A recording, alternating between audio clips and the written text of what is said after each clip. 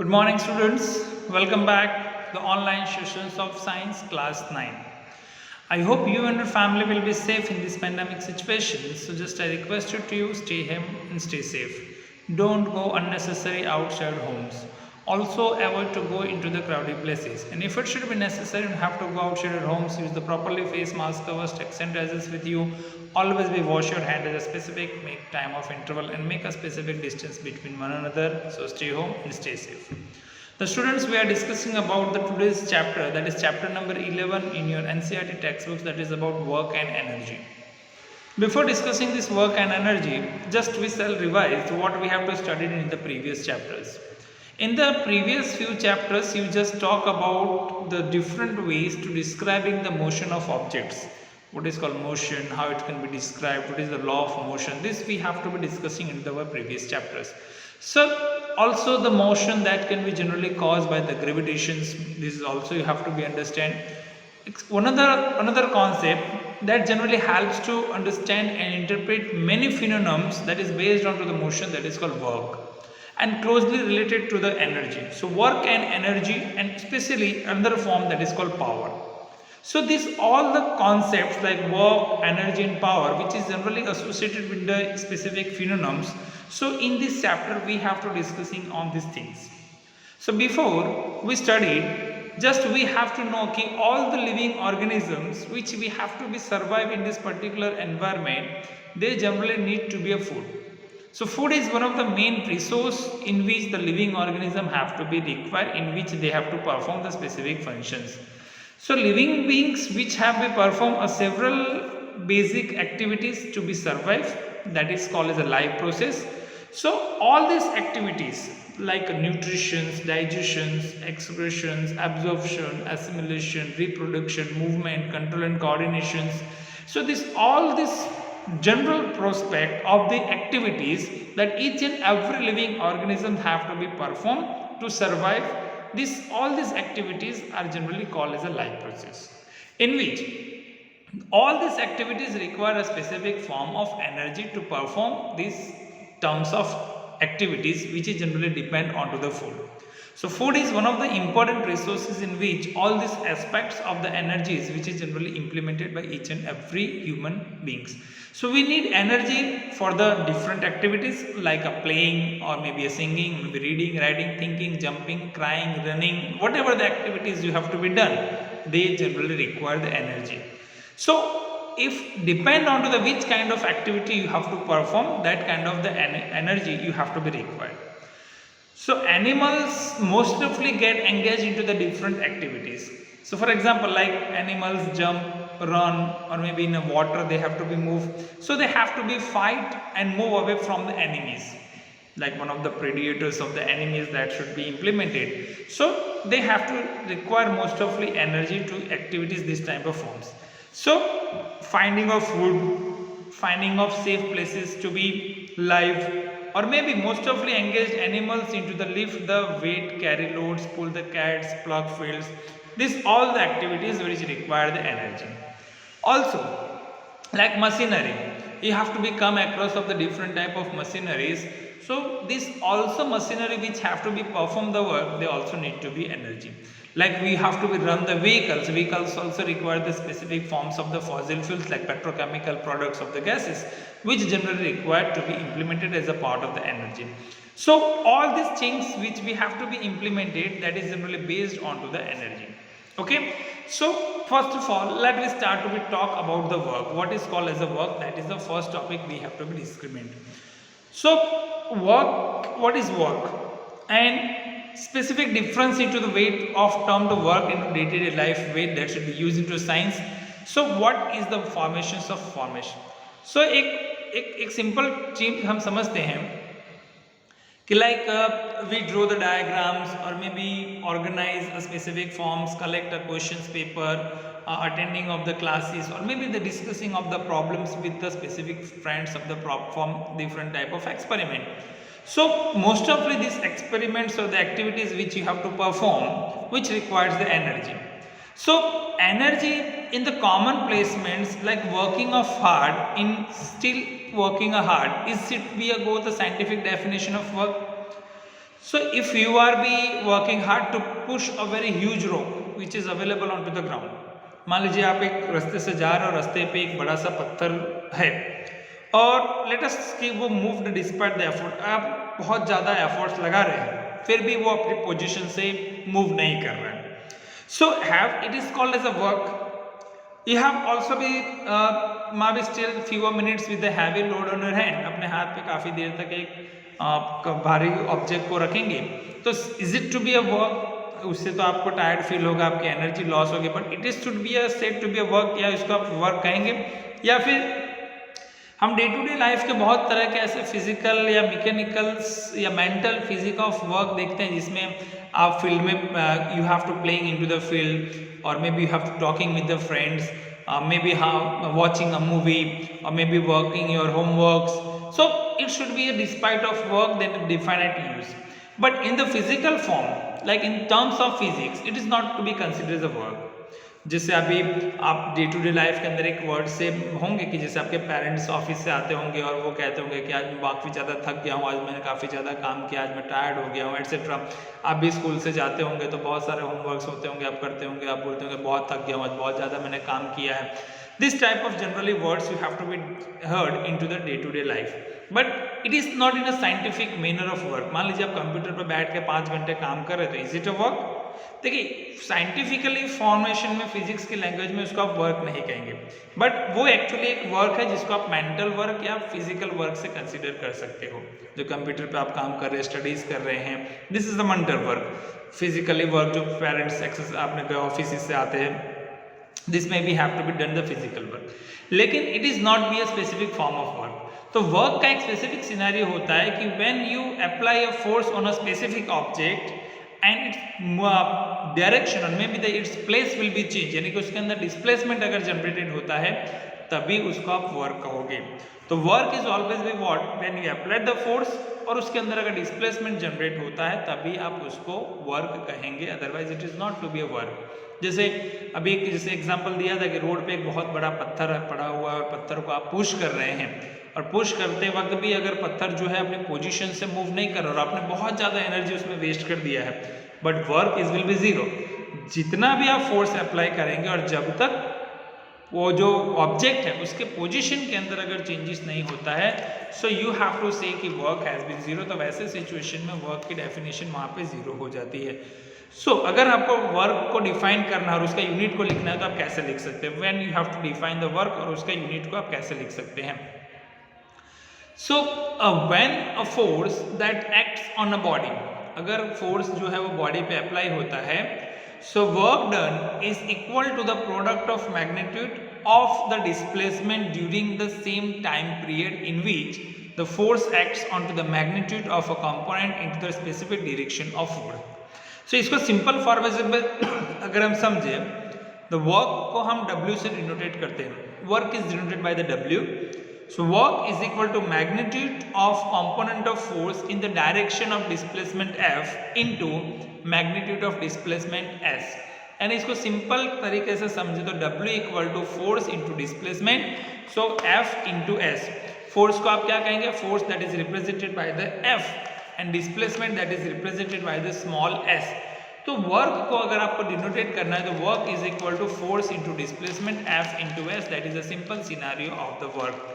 तो जब तक आप किसी भी ऑब्जेक्ट पे फोर्स लगाएंगे और अगर उसकी पोजीशन चेंज हो रही है, यानी जिसको डिस्प्लेसमेंट S कहेंगे, then it should be called as a work. तो W इज इक्वल टू क्या होता है? F into S, force into displacement. तो इसका यूनिट जो होता है, फोर्स का यूनिट जो होता है, फोर्स का वो किस में मेजर किया था? न्यूटन के अंदर.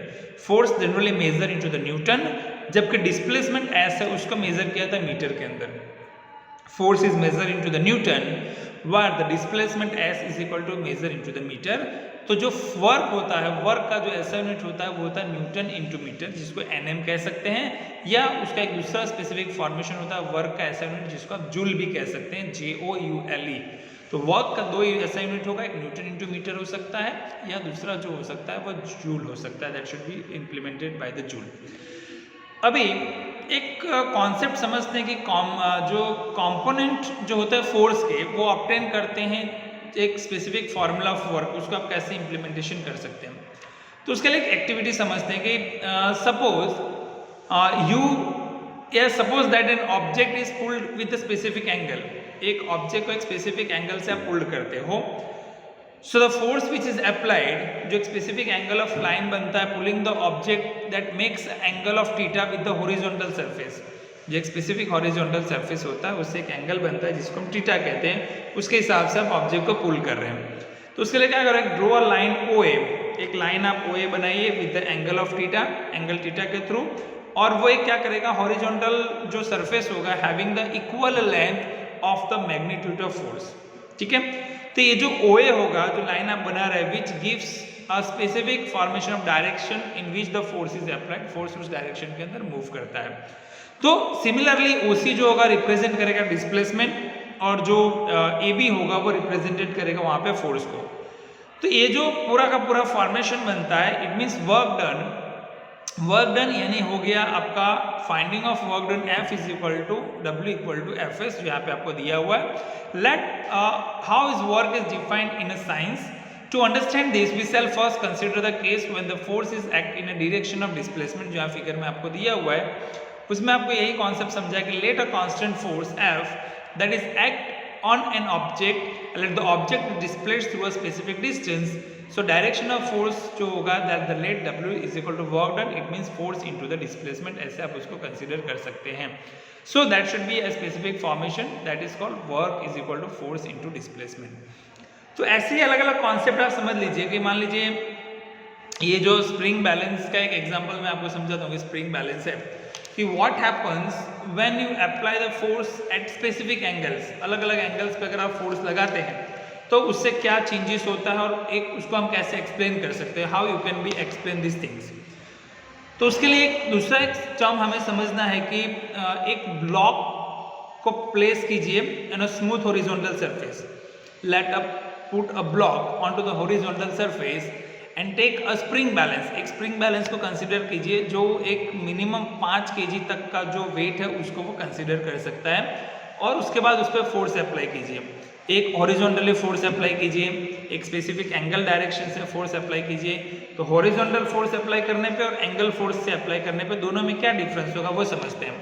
पहले हम समझते हैं अगर हॉरिजॉन्टली अगर हम किसी चीज को पुल करते हैं, तो if I have to pull object as a horizontally, तो उसके अंदर क्या चेंजेस देखने को मिलेगा वो समझते हैं। So generally pull the block it means of spring of 5 second, उस ब्लॉक को स्प्रिंग की मदद से 5 सेकेंड तक हॉरिजॉन्टल डायरेक्शन के अंदर आप पुश कीजिए, और उसके अंदर क्या कीजिए, pull the spring balance source, वहां पे 3 यूनिट का फोर्स आपको दिखा रहा है, मान लीजिए कि it should B show 3 unit. Since the spring horizontally, अगर वो हॉरिजॉन्टली होगा तो उसका एंगल जो होगा वो हमेशा 0 डिग्री पे होगा, angle that should B A 0 degree.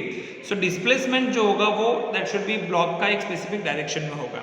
लेकिन अगर वही एंगल से आप करते हैं तो एंगल से करने पे क्या होता है, 5 सेकेंड्स के लिए मूव का क्लॉक अगर आप देखेंगे तो वो उतना डिस्प्लेसमेंट नहीं करेगा जितना फोर्स जो है हॉरिजॉन्टली करेगा।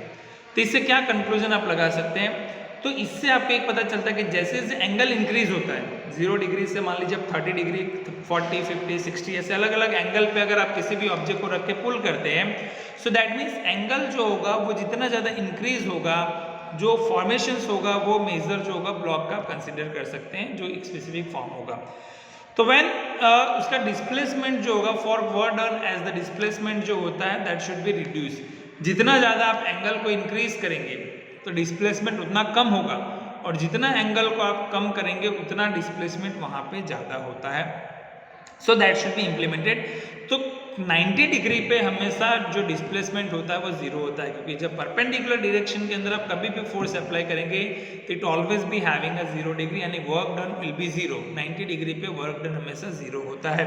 सो if the angle between the force, कोई भी एंगल के बीच का जो फोर्स होता है अगर उसका डिस्प्लेसमेंट 90 डिग्री होता है, so magnitude of the displacement of force that become a 0, so work done has been 0। तो वहाँ पे वर्क जो हुआ उसको आप क्या कहेंगे, वर्क डन हैज बीन 0, क्योंकि वहाँ तो कोई काम हुआ ही नहीं और कोई काम होगा नहीं और ऑब्जेक्ट मूव ही नहीं करेगा, तो it means work has been 0, there is no any displacement, the work has been 0। मान लीजिए एक एग्जांपल लेते हैं कि एक हमारे पास स्टोन है, उस स्टोन को हम स्ट्रिंग के साथ बांधते हैं, tie a stone with the string and work to make the stone to a circular path, उसको सर्कुलर पाथ पर रोटेट कीजिए। तो यहाँ पे जो स्टोन होगा will make a perpendicular direction at the displacement of a theta 90 degree. जैसे जैसे रोटेट होगा विथ योर हैंड वो एक परपेंडिकुलर डायरेक्शन ऑफ 90 डिग्री का बनेगा with the respect of the centripetal force. जो सेंटर से फोर्स लगेगा सेंट्रीपिटिकल फोर्स, उस सेंट्रीपिटिकल फोर्स के कॉरस्पॉन्डिंग वो 90 डिग्री का परपेंडिकुलर डायरेक्शंस बनाता है।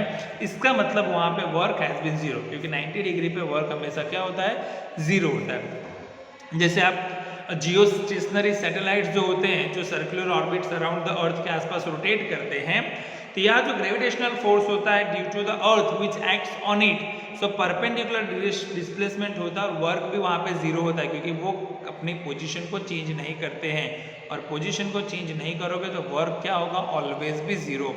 तो अगर force acts in a direction of motion जिसमें थीटा का जो एंगल है वो 0 से लेकर 90 डिग्री का है, मान लीजिए थीटा अगर एक्यूट एंगल है तो वर्क पॉजिटिव होता है, थीटा अगर 180 डिग्री का है तो वर्क नेगेटिव होता है, और थीटा 90 डिग्री का है तो वर्क ऑलवेज भी जीरो। तीन चीज़ें ध्यान रखिए, थीटा अगर 90 से कम है तो वर्क इज पॉजिटिव, थीटा 90 से ज़्यादा है तो वर्क इज नेगेटिव, और थीटा 90 डिग्री का है तो वर्क इज जीरो। ऐसे आप इम्प्लीमेंटेशन कर सकते हैं।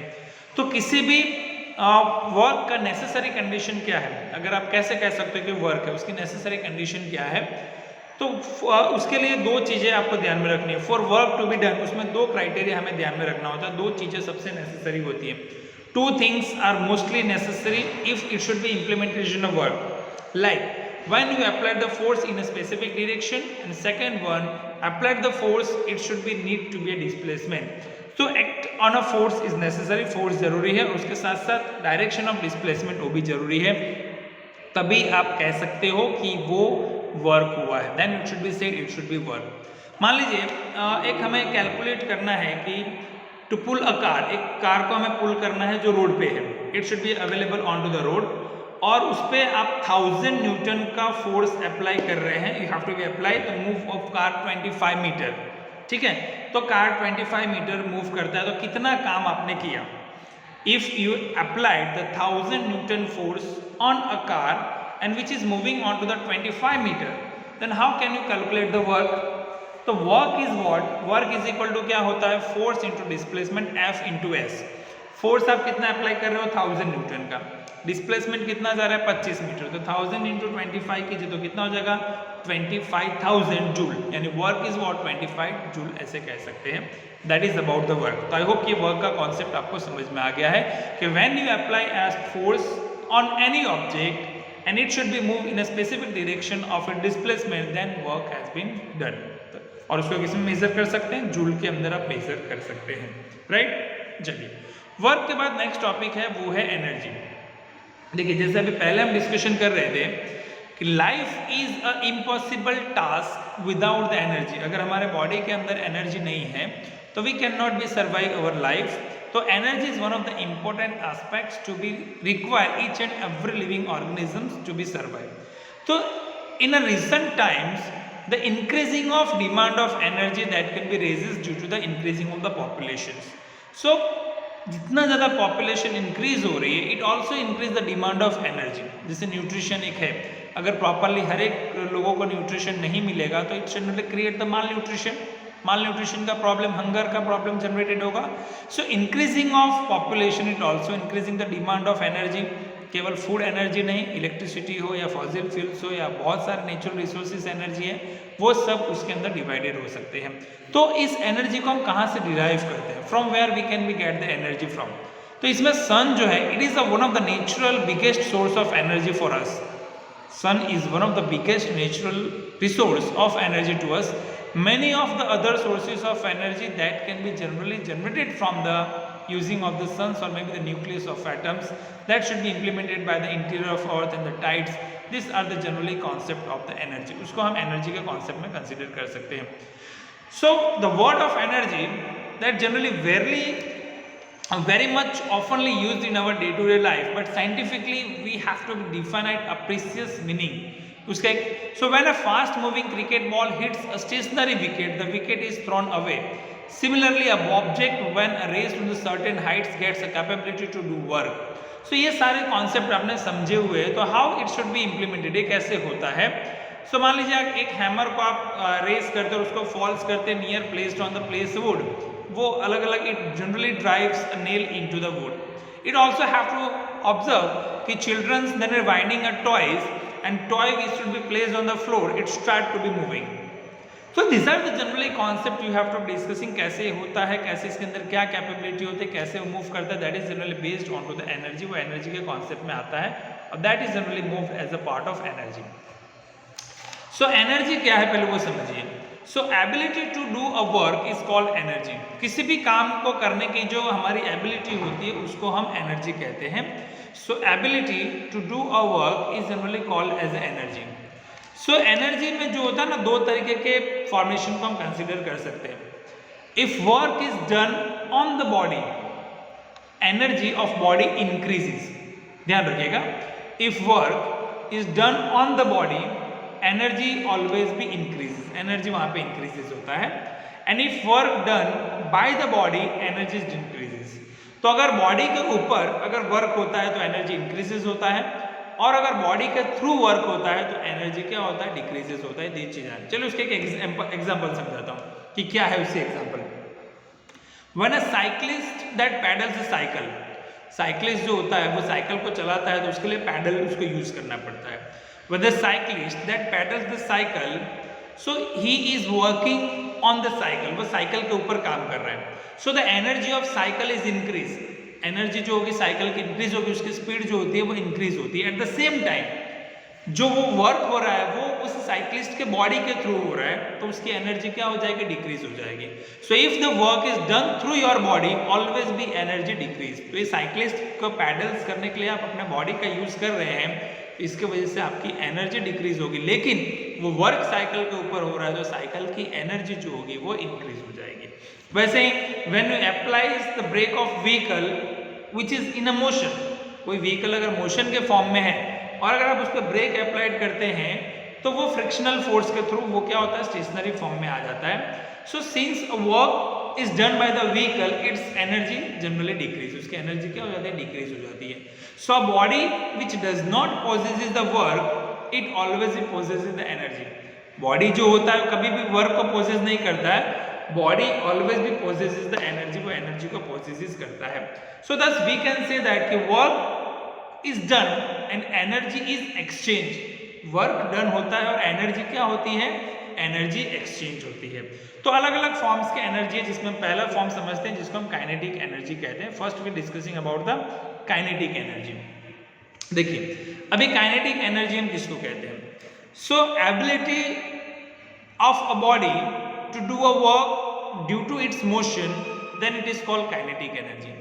अगर किसी भी बॉडी का एबिलिटी होता है काम को करने का in the respect of motion, then it is called kinetic energy. So ability of a body to do a work in terms of motion, then it is called as a kinetic energy. Since the kinetic energy is also one type of work, kinetic energy is also one type of work, just like a work, एक work ही है, it is also measure into the joule. इसको किस में major कर सकते हैं, joule के अंदर मेजर कर सकते हैं। जैसे वर्क को आप जूल में मेजर करते हो, kinetic energy can also be measured into the joule. So there are two methods in which we can be generally find out the kinetic energy of the moving velocity having a v. तो ऐसे कौन से दो method है जिसके through हम उसको consider कर सकते हैं, ठीक है। तो जैसे if force is applied to the opposite of motion of body which is moving with the specific velocity, so the body become stationary after some time.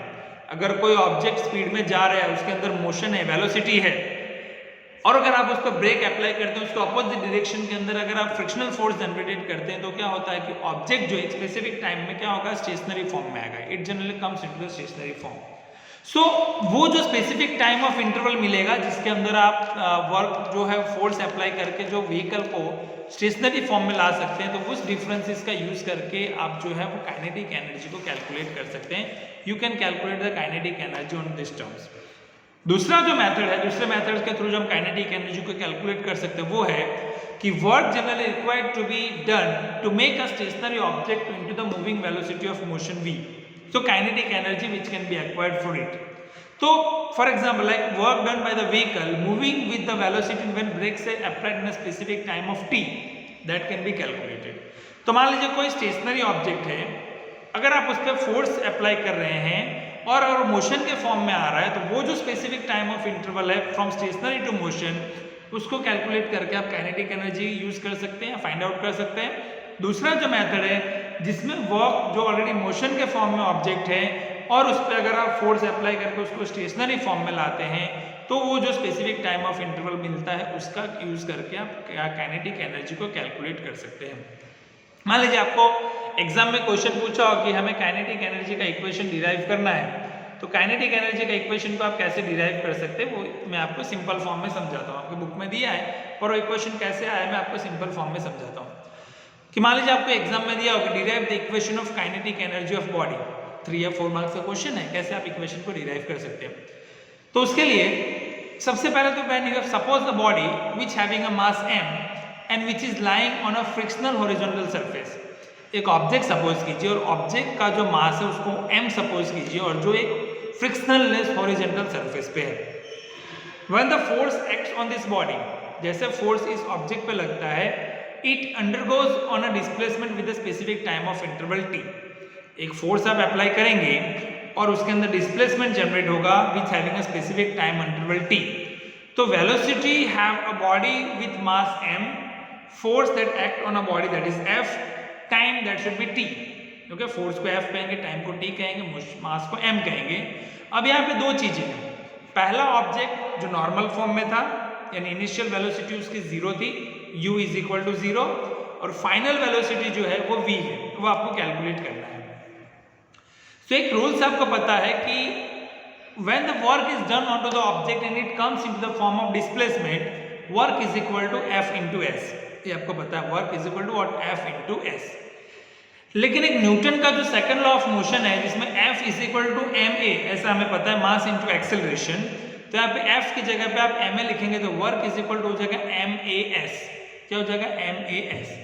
लेकिन वहीं पे जो as per the third equation जो है motion का, जिसमें v square minus u square is equal to 2as है, तो उसी के अकॉर्डिंग टू आप यहाँ पे लिख सकते हैं v square is equal to 2as, क्योंकि u स्क्वायर तो 0 होगा, इनिशियल वेलोसिटी 0, तो v square is equal to क्या हो जाएगा आपका? 2as हो जाएगा।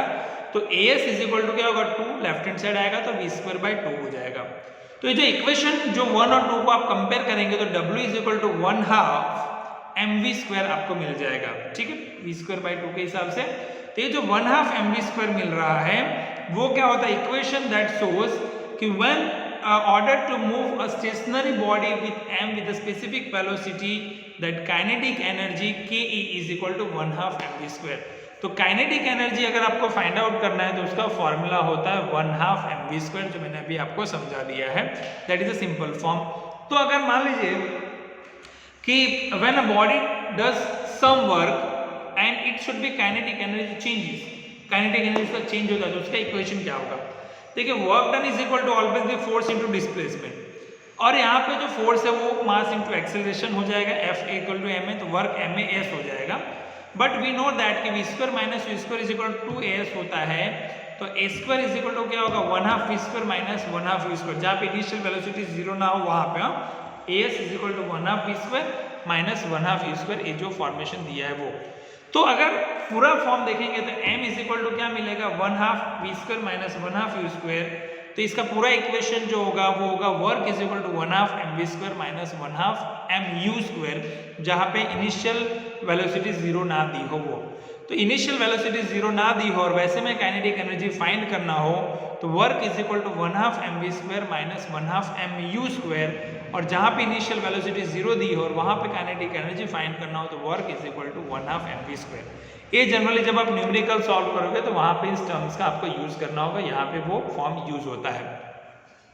तो यहाँ पे क्या होता है कि कभी कभी बॉडी जो है वो सर्कुलर मोशन को परफॉर्म करता है, जिसको यूनिफॉर्म सर्कुलर मोशंस कहते हैं। तो यहाँ पे वर्क जो होता है 0 होता है। जैसे मैंने आपको पहले भी बताया कि अगर मुझे स्टेटमेंट को समझाना हो कि when a body that moving on to the circular path और circular motion work has been 0, how can you explain? 2 marks अगर क्वेश्चन में पूछूं तो कैसे आप एक्सप्लेन कर सकते हो? सो इन अ सर्कुलर मोशन के अंदर the speed of the body always be remain same, क्योंकि सर्कुलर मोशन है और सर्कुलर यूनिफॉर्म है, तो यूनिफॉर्म मोशन है तो उसका जो कांस्टेंट स्पीड और कांस्टेंट टाइम जो होगा वो इक्वल ही होगा। So in a uniform circular motion the speed of body is always be remain same, it means v is equal to u। Final velocity और इनिशियल वेलोसिटी दोनों क्या होगी, सेम होगी, क्योंकि बॉडी के अंदर तो किसी भी तरह का चेंजेस हो ही नहीं रहा है, उसकी स्पीड में कोई चेंज हो नहीं रहा है। जो उसकी इनिशियल वेलोसिटी है वही उसकी क्या होगी, फाइनल वेलोसिटी होगी। तो as a result with change into the kinetic energy is always be zero. Kinetic energy में तो कोई चेंजेस ही नहीं हो रहा है, so that means work done is equal to zero. Moreover अगर एक सिंपल टर्म समझे तो जो सेंट्रीपिटिकल फोर्स होता है वह परपेंडिकुलर डायरेक्शंस ऑफ डिस्प्लेसमेंट को क्रिएट करता है, जिसकी वजह से वर्क डन क्या होता है, जीरो। मैंने पहले भी समझाया कि अगर परपेंडिकुलर डायरेक्शंस में अगर एंगल 90 डिग्री का है तो work is always be zero. ठीक है, चलिए नेक्स्ट जो टॉपिक है वो हमारा है पोटेंशियल एनर्जी के बारे में। पोटेंशियल एनर्जी के बारे में समझते हैं कि what do you mean by the potential energy. Potential energy क्या है वो हम समझते हैं। तो आई होप कि आपको काइनेटिक एनर्जी के बारे में समझ में आ गया होगा। So ability to do a work और may be energy of body due to position change, change in position और may be change in shape, जिसको उसका कन्फिग्रेशन कहते हैं। तो पोजीशन चेंज के अलावा या उसका शेप कन्फिग्रेशन चेंजेस के अलावा जो एनर्जी रिक्वायर्ड करता है कोई बॉडी, तो उसको आप पोटेंशियल एनर्जी कहते हो, that is called as a potential energy. मान लीजिए किसी भी एक ऑब्जेक्ट को सर्टेन हाइट पे आप लेके जाते हैं, अर्थ का सरफेस पे मान लीजिए एक मल्टी स्टोरेड बिल्डिंग है और उस मल्टी स्टोरेड बिल्डिंग पे एक बड़े से स्टोन को आप लेके जाते हैं फ्रॉम सर्टेन हाइट। सो यहाँ पे जो रेफरेंस लेवल होगा वो अर्थ का सरफेस है और जो इनिशियल वेलोसिटी होगी उसकी जो एनर्जी होगी वो जीरो होगी, क्योंकि वो नॉर्मल स्टेशनरी फॉर्म में है। मान लीजिए अभी वो जो स्पेसिफिक ऑब्जेक्ट है, मान लीजिए पत्थर का टुकड़ा है, ब्रिक्स है, जिसका एक स्पेसिफिक मास होगा, उसको एक सर्टेन हाइट पे ले जाते हैं, एक बिल्डिंग पे लेके जाते हैं, मल्टी स्टोरेड बिल्डिंग पे with having a constant velocity. तो इस पे जो फोर्स लगे, एक सर्टेन हाइट एच हो जाएगा, तो इस पे जो फोर्स लगेगा that should be a part of gravitational force. The gravitational force that pulls the particular object on to the earth, earth की तरफ उसको खींचेगा। तो यहाँ पे जो एक्सेलरेशन जनरेट होता है, जो उसके अंदर स्पीड जनरेट होता है, ड्यू टू ग्रेविटेशन के थ्रू जनरेटेड होता है, तो एक ही जगह पे आपको जी लिखना पड़ेगा। So that should B mass into gravitation, mg हो जाता है। सो नॉर्मली एक चीज हमें समझना है कि work done is equal to force into displacement, but displacement जो है उसको एस कहेंगे, यानी कि यहाँ पे जो हाइट चेंज हो रही है ऑब्जेक्ट की, नीचे से आप ऊपर के लिए की तरफ जा रहे हैं, वो उसका पोजीशन चेंज होगा, जिसको डिस्प्लेसमेंट एच कहेंगे। और जो मास जो है, फोर्स जो लग रहा है, वो फोर्स लग रहा है मास इनटू ग्रेविटेशन, जिसको mg कहेंगे। तो mg और s की जगह पर डिस्प्लेसमेंट क्या है, हाइट है, तो mgh हो जाएगा। तो पोटेंशियल एनर्जी को हम u से डिनोटेट करते हैं और उसका फॉर्मूला होता है u is equal to mgh। तो पोटेंशियल एनर्जी का फॉर्मूला mgh होता है। चलिए इसको थोड़ा ब्रीफ में डिस्कशन करते हैं कि पोटेंशियल एनर्जी क्या है, वो थोड़ा सा डिटेल में डिस्क्रिप्शन लेते हैं।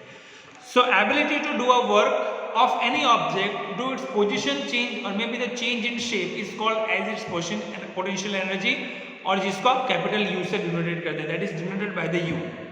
The concept of potential energy, जो potential energy का concept है, it is very important in fields of like gravitational, electrical और magnetic. जो gravitational field है, electric field है, magnetic field है, वैसे जगहों पे इस जो potential energy है वो टर्म ज़्यादा यूज होता है। जनरली जो पोटेंशियल एनर्जी होता है is always B mentioned with the respect of reference point. जो पोटेंशियल एनर्जी होता है ऑलवेज भी एक रेफरेंस पॉइंट के साथ मेंशन किया जाता है, इसीलिए हम पोटेंशियल एनर्जी को रिलेटिव कह सकते हैं, जो एक दूसरे के साथ जुड़ा हुआ है, that is called as a relative energy. So in fact it is important to find out the absolute value of potential energy, the point of source of without reference level can not be find out. तो generally जो reference point होता है potential energy का, उसको हम हमेशा zero consider करते हैं, it always be taken as a zero. तो जो ग्रेविटेशनल पोटेंशियल एनर्जी होता है, it has a very specific characteristics under which the object does not be matter through which route that should be taken. कौन से root से वो जा रहा है वो इंपॉर्टेंट नहीं है। दिस इज ऑल्सो मीन्स कि एक potential energy U will not be affected by the root and will not be remain same in all the routes having a given height. एक सर्टेन हाइट से आप object को अलग अलग root direct आप भेज सकते हैं या अलग अलग डायरेक्शन से भेज सकते हैं, उसका जो एनर्जी होता है that always be remain same. तो डायरेक्शन डजंट मैटर, उसका हाइट जो है उस हाइट के थ्रू वो इम्प्लीमेंटेशन करके उसको इम्प्लीमेंट करता है। ठीक है, तो that is about the potential energy, उसको आप पोटेंशियल एनर्जी कह सकते हो। ठीक है, चलिए नेक्स्ट जो टॉपिक है वो सेंटीपीड हाइट के हिसाब से मैंने आपको समझा दिया है कि path is not important, path जो है इम्पोर्टेंट नहीं है, उसका जो स्पेसिफिक हाइट है वो इम्पोर्टेंट करता है। चलिए अभी नेक्स्ट टॉपिक जो है उसको हम मैकेनिकल एनर्जी कह सकते हैं, मैकेनिकल एनर्जी। उसके बाद लॉ ऑफ कंजर्वेशन एनर्जी मैं आपको समझाता हूँ। मैकेनिकल एनर्जी क्या होता है कि जनरली जो सम ऑफ काइनेटिक एनर्जी और जो पोटेंशियल एनर्जी है उसके सम को हम क्या कहते हैं, mechanical energy. The sum of kinetic energy and the potential energy that is called mechanical energy. ठीक है, तो जैसे यहाँ पे एक आपको फिगर दी है ना, इस फिगर को अगर हम कंसीडर करते हैं ये वाली फिगर के हिसाब से, तो consider a free falling body which having a specific mass m। एक फ्री फॉलिंग बॉडी यानी कि इनिशियल जीरो सर्टेन हाइट से रिलीज करते हैं, तो वहाँ पे दो अलग अलग हाइट लेते हैं, एक का हाइट h1 लेते हैं, दूसरे का हाइट h2 लेते हैं, और जिसके लिए दो अलग अलग वेलोसिटी लेते हैं, v1 और v2। तो जो काइनेटिक एनर्जी का चेंजेस होता है 1/2 mv² माइनस 1/2 mu² का फॉर्मेशन जो होता है, उसके हिसाब से आप देखोगे तो ये जो दोनों जो फॉर्मेशन होते हैं वो हमेशा सेम होते हैं। तो जो काइनेटिक एनर्जी जिसको K कहते हैं, पोटेंशियल एनर्जी U कहते हैं, रिस्पेक्ट टू पोटेंशियल एनर्जी वो रिलेटिव होता है। और द इक्वेशन जो है जिसमें आप इन दोनों का sum K1 plus U1 kinetic plus potential is equal to K2 plus U2 जो एक सर्टेन हाइट से लेंगे, तो ये इक्वेशन क्या बताता है कि in absence of other forces, कोई भी फोर्सेस के भी एब्सेंस में, लाइक ए ग्रेविटेशनल फील्ड है, जो sum of kinetic energy and potential energy will always be remain constant, उसको आप क्या कहते हैं, कांस्टेंट रहता है। There is no any changes into the form of, उसके अंदर कोई भी चेंजेस नहीं होता है। तो दैट इज अबाउट। तो अगर पोटेंशियल एनर्जी का कुछ हमें एग्जांपल्स लेना हो, लाइक उसके कुछ एग्जांपल्स प्रैक्टिकल फील्ड में लेने हो, तो spring in under which compression और एक्सटेंशन एबिलिटी, स्प्रिंग की एक एबिलिटी होती है उसको कंप्रेस होने की और उसके साथ साथ उसको एक्सटेंड होने की। तो compression and extension, this is the ability of spring that should do it's configuration, उसके अंदर एक स्पेसिफिक एनर्जी जनरेटेड होती है, that is called potential energy. Mechanical watch which requires a winding of its operation, उसको wind करना पड़ता है जिसके थ्रू एनर्जी को स्टोर करके वो अपने आप को परफॉर्म करता है, that is called potential energy. ये आप देखते हो कि टॉयज जो घर में आप बच्चों के लिए लेके आते हैं उसको आप वाइंड करते हैं उसकी कीक, और उसके बाद उसके अंदर एनर्जी जनरेटेड होती है, that is also part of potential energy. तो that is a term of energy. चलिए इसमें एक और वर्ड आपको समझाता हूँ पावर के बारे में, जो आपको बुक में नहीं दिया फिर भी मैं आपको समझाता हूँ। पावर हम किसको कहते हैं, what do you mean with the power? So time rate which is doing a specific work which known as a power, the time rate which do a specific work जिसको आप power कहोगे। power P is equal to work upon time, power P is equal to क्या होता है, work upon time, कितना work कितने time के लिए कर रहे हो, उन दोनों का रेशियो का पावर कहते हो। पावर का ऐसा यूनिट होता है W अपॉन T, वर्क को आप वॉट में और टाइम को वर्क को W और टाइम को T कहेंगे, तो P is equal to W by T भी आप लिख सकते हो। पावर का जो ऐसा यूनिट जो होता है वो अगर फाइंड करना है तो वर्क का ऐसा यूनिट जूल है, टाइम का सेकंड है तो जूल अपॉन सेकंड। पावर का जो ऐसा यूनिट होता है वो जूल अपॉन सेकंड होता है। उसके साथ साथ इसका दूसरा ऐसा यूनिट होता है जिसको वॉट कहते हैं, जो जेम्स वॉट जो साइंटिस्ट है उनके नाम में ये दिया गया है। इसमें अलग अलग तरीके के स्मॉलर या लार्जर हो सकते हैं, जिससे what is the smallest unit of power. उसके अलावा किलो वॉट है, मेगा वॉट है, ये बिगेस्ट वॉटेज है। Horse power is also part of the power, वो पावर के अंदर ही होता है। तो ये पूरा फॉर्मेशन है। तो मान लीजिए अगर इलेक्ट्रिक एनर्जी जो हम कंज्यूम करते हैं, इलेक्ट्रिक एनर्जी जो कंज्यूम करते हैं, अगर उसको हम कैलकुलेट करना है वैल्यू को जूल में, तो कैसे कैलकुलेट करेंगे? टू मेजर द इलेक्ट्रिसिटी, अगर इलेक्ट्रिसिटी आप मेजर करना चाहते हैं कितना आपने कंज्यूम किया है, तो वो जनरली एक स्पेसिफिक यूनिट होता है इलेक्ट्रिक एनर्जी का, जिसको हम क्या कहते हैं, जूल कहते हैं। तो terms of electric energy consume यानी कि 1 यूनिट, एक यूनिट का मतलब क्या होता है, 1 kilowatt hour energy, 1 kilowatt hour energy that can B consume, that is called 1 unit. तो 1 किलोवाट आवर का मतलब क्या होता है, 1 किलोवाट इंटू आवर। 1 किलोवाट को आप कहोगे 10⁻³ वाट और आवर को 3600 सेकेंड, तो 3.6 इंटू 10⁻6 जूल, ये होता है 1 kilowatt hour, that is a standard form. तो 1 किलोवाट आवर यानी कि एक यूनिट, उसका स्पेसिफिक वैल्यू होता है 3.6 इंटू 10⁻6 जूल, इतना एनर्जी आपने कंज्यूम किया है। तो ये फॉर्मेशंस होते हैं उसके बारे में। अब हम देखेंगे बुक के अंदर आपको अलग अलग तरीके के एनर्जी सोर्सेज के बारे में समझाया होगा, उस एनर्जी सोर्सेज के बारे में हम समझते हैं। ये मैंने आपको जूल ऑफ पावर के बारे में समझा दिया, rate of doing work that is called as a power, उसके बारे में कॉमर्शियल यूनिट भी मैंने आपको समझा दिया 3.6 10⁻⁶ जूल उसके फॉर्मेशंस में होता है। ठीक है, अब मैं थोड़ा सा क्या करता हूँ, आपको इस बुक में आपको नहीं दिया है पर मैं अपने हिसाब से थोड़ा सा 2-4 टॉपिक जो होता है एनर्जीज फॉर्मेशंस ये जो दिए हैं वो मैं आपको समझाता हूँ। अलग अलग फॉर्मेशंस ये जो दिए are various energy forms are the interconvertible. देखो एनर्जी जो है उसमें दो तरह के सबसे इंपॉर्टेंट फॉर्मेशंस ऑफ एनर्जी आता है, इसमें एक एग्जॉस्टेबल और एक इनएग्जॉस्टेबल एनर्जी रिसोर्सेज है। एग्जॉस्टेबल इनएग्जॉस्टेबल में भी आपके जो फॉर्मेशंस आते हैं रिन्यूएबल नॉन रिन्यूएबल के कॉन्सेप्ट्स, तो एनर्जी जो होता है वो जनरली हम क्या कर सकते हैं, एक से दूसरे फॉर्म्स के अंदर हम उसको चेंज कर सकते हैं, उसको अलग अलग फॉर्म में कन्वर्ट कर सकते हैं। एनर्जी को ना ही हम क्रिएट कर सकते, ना ही हम उसको डिस्ट्रॉय कर सकते, बट उसका यूज जो है वो हम अलग अलग फॉर्म में कर सकते हैं। ये generally law of conservation of energy होता है। ठीक है, तो मैं पहले वो टॉपिक से पहले एनर्जी के जो फॉर्मेशन है उसके बारे में समझाता हूँ। तो एनर्जी के फॉर्मेशंस में अलग अलग तरीके के एनर्जी रिसोर्सेज होते हैं, जिसमें न्यूक्लियर एनर्जी का रिसोर्सेज होता है, इंटरनल एनर्जी का रिसोर्सेज होता है। तो पहले हम समझते हैं इंटरनल एनर्जी के बारे में।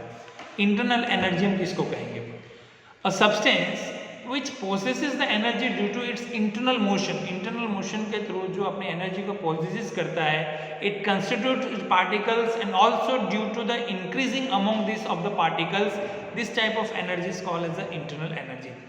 Like example में समझते हैं, like constituent particles vibrate, it means the main जो आपके जो पोजिशंस होते हैं hence they also be possesses the vibration of the kinetic energy, वो भी एनर्जी को like the sum of all such kind of the energy constituent of particles of body, उसको आप internal energy से कंसिडर करोगे। उसके साथ साथ एक और आता है जिसको हीट या थर्मल एनर्जी कहते हैं। The kinetic energy which is associated with the motion of the constituent particles of the body as a heat, it generally called as a thermal energy or heat energy. फिर इसमें एक और आता है जिसको हम केमिकल एनर्जी कहते हैं। Energy of stable chemical compound is always be less than the sum of energetic constituent elements into the free state. So the difference between a known as a chemical energy or chemical binding energy, like it should be releasing in your body like exothermic reactions or endothermic reactions. Whenever you use the food, it generally release the heat and energy in a specific terms of form. उसमें भी हम जैसे देखते हैं कि E is equal to mc², जो एक concept जो इम्प्लीमेंटेशन किया गया था जिसको Einstein equivalence of mass and energy कहा जाता है। Einstein equivalence of mass and energy, जिसमें Albert Einstein through his studies the theory of relativity जब उन्होंने फाइंड आउट किया था तो उसमें उन्होंने बताया था कि द शोज दैट कि mass and energy are the two different forms, mass और एनर्जी दो अलग अलग फॉर्म्स है which having a same fundamental quantity. तो उन्होंने एक इक्वेशन बनाया था which have to mutually convert the mass और एनर्जी। मास और एनर्जी को कन्वर्ट करने के लिए उन्होंने एक म्यूचुअली एक स्पेसिफिक कंडीशन बनाया था, that is generally Albert Einstein, जिसमें E is equal to mc², capital E is equal to mc², वैसा उन्होंने एक टर्म्स दिया था। और ये जो टर्म था E is equal to mc², which is generally use E for the energy and M for the mass and C for the velocity into the vacuum, जिसको आप 3 × 10⁸ मीटर पर सेकंड के हिसाब से फाइंड आउट कर सकते हैं, जो वैक्यूम का स्पीड है वो। तो that generally creating the very large amount of energy. उसमें एक सबसे इंपॉर्टेंट एनर्जी जो है उसको हमें समझना है, वो है न्यूक्लियर एनर्जी के बारे में, जो अभी रिसेंटली सबसे ज्यादा यूज होता है। An atom that generally consist a nucleus in which the protons and neutrons which is present, also electrons are also be present there. Electrons that moves around the nucleus, nucleus के अंदर केवल protons और neutrons होते हैं और electrons जो होते हैं उसके न्यूक्लियस के आसपास रोटेट करते हैं। Diameter of nucleus is approximate 10⁻15 metre. Nucleus का जो डायमीटर होता है 10⁻15 मीटर का होता है। The neutrons and the protons will interact with each other in that nucleus, उस न्यूक्लियस के अंदर प्रोटॉन्स और न्यूट्रॉन्स जो होते हैं एक दूसरे के साथ इंटरेक्ट करते हैं। So the specific mass of given nucleus is less than the sum of masses of the neutron and proton which is present into the free state. Okay, so this result in the difference between the masses of nucleus and the masses of neutron and proton which is available into the nucleus. So the energy which is equivalent to the mass of the difference between the nuclear substances, that is called as a nuclear energy, or it is also called as a nuclear binding energy. तो उस nuclear energy के अंदर एक specific process होती है जिसको nuclear fission process कहा जाता है। अब न्यूक्लियर फिजन प्रोसेस क्या होता है कि generally when a heavy nucleus like a uranium which is bombarded by like neutrons, the uranium that absorb this bombarded neutrons and become unstable, जितना ज़्यादा न्यूट्रॉन जाता जाएगा वो उसको एब्जॉर्ब करता जाएगा और वो अनस्टेबल हो जाएगा उसका न्यूक्लियस। तो एज अ रिजल्ट जो कंपेक्ट न्यूक्लियस है like uranium plus bombard neutron, that get broken up, वो टूटेगा almost in two equal part, दो इक्वल पार्ट में टूटेगा। And during that some of the neutron are also emitted, उसमें से कुछ न्यूट्रॉन्स बाहर निकलेंगे जो एमिटेड होंगे बाहर की तरफ। In this process a very huge amount of energy that is released during this process is called nuclear fission process, इसको आप न्यूक्लियर फिजन प्रोसेस कहते हैं। इसका कुछ एग्जांपल अगर मैं समझाऊं nuclear fission, like atom bombs works on to this principle, atom bomb जो होता है इसी प्रिंसिपल पे काम करता है। Nuclear reactors that produce the nuclear energy on the work of this principle, वो इसके काम में काम करते हैं, ठीक है। That is about the nuclear. अलग अलग तरीके के वेरियस फॉर्म्स ऑफ एनर्जी है जिसमें अभी हम सोलर एनर्जी का यूज़ करते हैं, टाइडल एनर्जी का यूज़ करते हैं, विंड एनर्जी का यूज़ करते हैं, थर्मल एनर्जी का यूज़ करते हैं, न्यूक्लियर एनर्जी का यूज़ करते हैं, ऐसे अलग अलग रिसोर्सेज का यूज़ करते हैं as a part of the recovering of energy. चलिए लास्ट टॉपिक जो है वो हम समझते हैं like law of conservation of energy. This is the last topic for your chapter. Conservation of energy क्या है लोग समझते हैं। The law of conservation of energy that states कि total energy of universe that remains constant, universe के अंदर जो total energy है that is always be constant, ये हमें बताता है law of constant of energy. Energy में be transform to from one to another, energy को एक से दूसरे फॉर्म्स के अंदर आप ट्रांसफॉर्म कर सकते हैं। सो ड्यूरिंग दिस ट्रांसफॉर्मेशन, जब एक फॉर्म से दूसरे फॉर्म में आप ट्रांसफर कर रहे हैं, जैसे आप घर के अंदर स्विच बेल जब कोई बेल करता है तो जो इलेक्ट्रिक एनर्जी साउंड में जनरेट होती है ना, तो वैसे ही अलग अलग एनर्जी फॉर्म्स कन्वर्टेड होते हैं।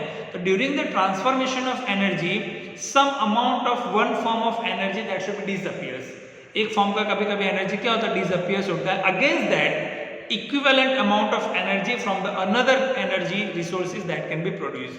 so we know that कि total जो energy जो isolated होता है वो हमेशा constant होता है। so it means be a mechanical energy that should be a mechanical isolated, it always be corrective, यानी कि delta k plus delta u always be zero।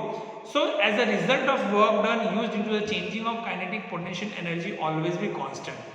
the energy which spins against the friction which is converted into the heat energy, friction में जो generated होगा heat में converted होगा। hence on the left hand side of the equation it must be implemented by the q plus 0। so delta q plus delta u plus q is equal to delta is whatever the other form of energy, it all be added together and gives equal to 0। it means the law of conservation की जो total energy of the universe that remains be constant and neither energy can be created nor be destroyed but it can be generally transformed into one to another form। clear? Hope कि आज का पूरा session जो है energy के बारे में, power के बारे में और वर्क के बारे में आपको अच्छे से समझ में आया होगा। तो what ever the given questions in exercise just right the answers in your own words, read the chapter very carefully and try to understand each and every topics and read the another use of mediums of learning and keep updating your knowledge by using different mediums by this type of topics। students, once again stay home, stay safe, we'll meet tomorrow, we'll discussing about the another topic of science। We'll take care and we'll meet tomorrow, we'll take care and bye।